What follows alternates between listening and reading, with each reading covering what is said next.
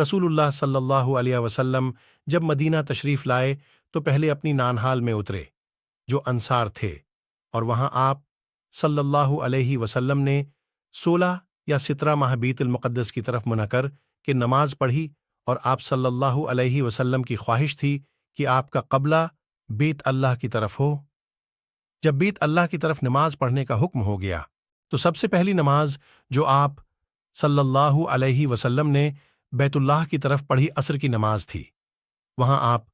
صلی اللہ علیہ وسلم کے ساتھ لوگوں نے بھی نماز پڑھی۔ پھر آپ کے ساتھ نماز پڑھنے والوں میں سے ایک آدمی نکلا اور اس کا مسجد بنی حارثہ کی طرف گزر ہوا تو وہ لوگ رکوع میں تھے۔ وہ بولا کہ میں اللہ کی گواہی دیتا ہوں کہ میں نے رسول اللہ صلی اللہ علیہ وسلم کے ساتھ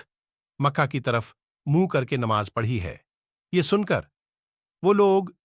اسی حالت میں بیت اللہ کی طرف گھوم گئے، اور جب رسول اللہ صلی اللہ علیہ وسلم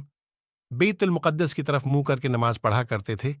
یہود اور عیسائی خوش ہوتے تھے، مگر جب آپ صلی اللہ علیہ نے بیت اللہ کی طرف منہ پھیر لیا تو انہیں یہ امر ناگوار ہوا۔ ظہیر ایک راوی کہتے ہیں کہ ہم سے ابو اسحاق نے برا سے یہ حدیث بھی نقل کی ہے کہ قبلہ کی تبدیلی سے پہلے کچھ مسلمان انتقال کر چکے تھے،